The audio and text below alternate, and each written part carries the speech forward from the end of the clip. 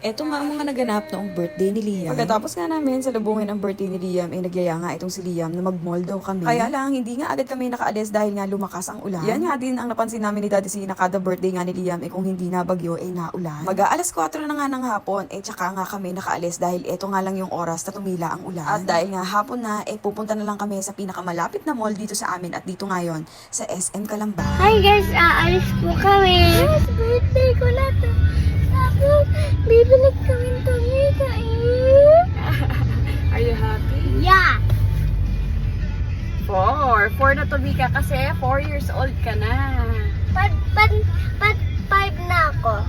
Madaming tumika na. Bibili nga daw ng Porto Mica car si Liam dahil nga 4 years old na daw siya. At sa mga puntong ito nga, nandito na nga kami sa SM Calamba. Pagpasok nga agad sa SM, dito na nga agad nagaya si Liam sa toy section. Sa paghahanap ni Liam na to, sigurado ay aabutin kami ng ilang oras dito bago ito makapili. Madalas talaga, pagka dadating na sa mall, nagbabago na nga ang isip nito ni Liam dahil nga marami na nga siyang choices. Nakakailang ikot na nga ito si Liam, kaya lang mukhang wala pa rin siya napipili. Kapag talaga namimili ito ng laruan si Liam, hinahayaan lang namin ni Daddy C kung ano yung gusto niya para wala siyang regret pag uwi ng bahay. Nakakatuwa nga sila Kuyang Dicer na nagbabantay dito sa toy section, kilala pala nila si Liam. Yung mga kakulitan nga nito ni Liam, napapanood pala nila. Natatawa at nabibigla nga din sila sa mga sinasabi nito ni Liam. Ay, wait lang. Teka, mami. Gusto ko yung malaki. Ay, sige, sabihin mo kay Daddy, dali. Hanap tayo.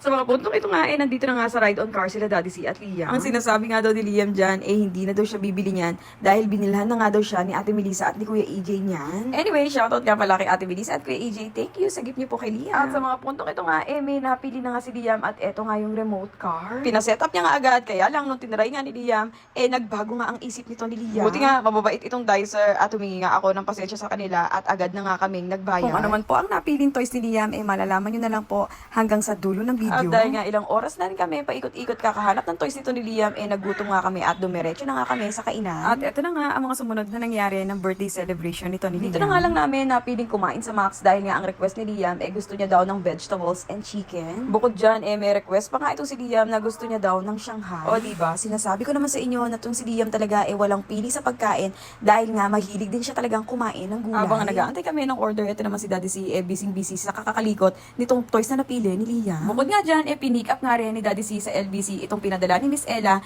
kay Liam na gift. Si Miss Ella nga pala from Cavite na lagi rin nagpapadala ng gift kay Liam in any occasion. Maraming salamat Miss Ella sa gift niyo po kay Liam. Yan ang isa sa number 1 fan din po ni Liam. Sa mga puntong ito nga, dumating na nga ang aming mga order at ito nga ang mga in-order namin. Shanghai, tulad ng request ni Liam, sinigang na baboy, para meron ding sabaw si Liam dahil nga naulan.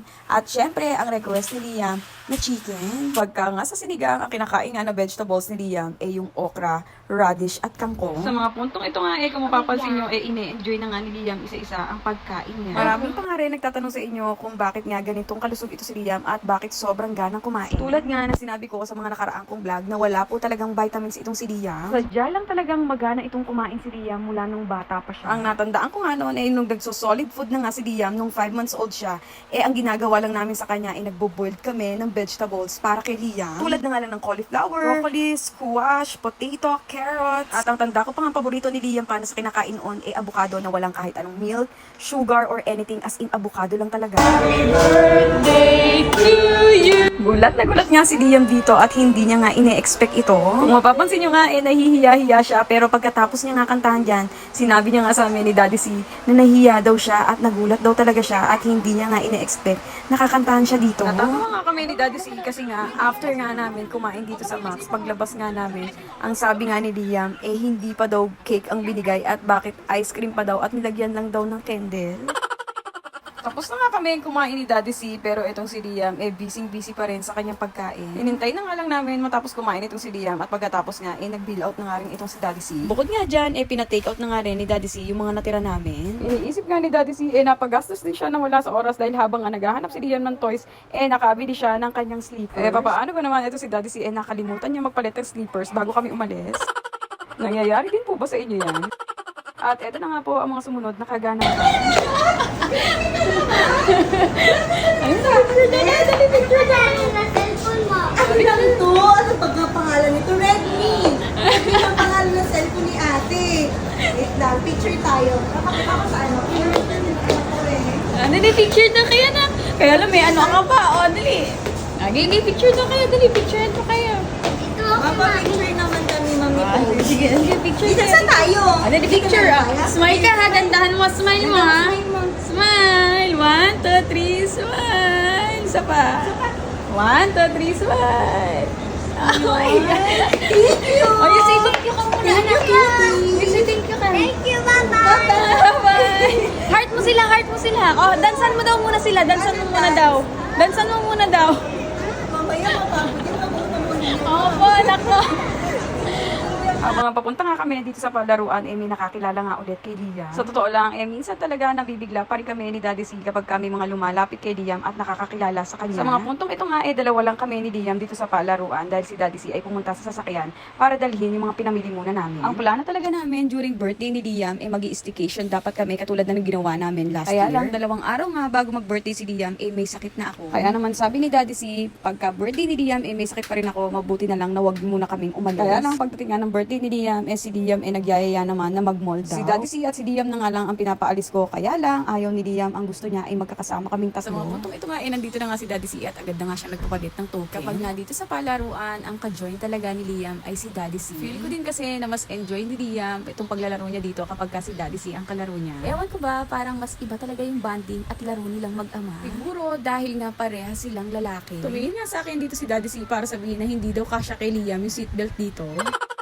Habang nagbabanding itong si Daddy C at si Liam, dinala na nga lang muna ako ng upuan ni Daddy C para nakaupo na nga lang muna ako dahil nga sobrang sama na ng pakiramdam ko. Sa pag-alis nga namin na ito, ang goal talaga namin ay sumaya itong si Liam. Gusto nga rin namin ni Daddy C na magpasalamat sa mga lahat na nag-greet kay Liam. Maraming salamat po sa inyo at sa lahat na nagpaabot ng regalo nila kay Liam. Pati na rin syempre sa mystery pa ni Liam from London, maraming salamat po. Maraming salamat din po sa mga nanonood sa amin sa California, Canada, Singapore, Turkey, Indonesia, Japan, Thailand, India, Hong Kong, Malaysia, Abu Dhabi, Saudi Arabia, United Kingdom, at syempre dito sa Pilipinas, sa Cebu, Mindoro, Davao, Laguna, Cavite, Batangas, Manila, Taguig, Bulacan, Rizal, Pampanga, Pangasinan. At syempre sa mga taga Bicol po, Quezon City, Surigao, hello po, maraming salamat po sa inyo. At sa mga taga Iloilo po, Bacolod, maraming salamat din po. Kung meron nga po akong hindi nabanggit, paki-comment na nga lang po sa comment section. Maraming salamat po sa mga puntong ito nga patuloy na nag-e-enjoy ang mag-ama ko at ako naman ay naka-lookout lang sa kanila.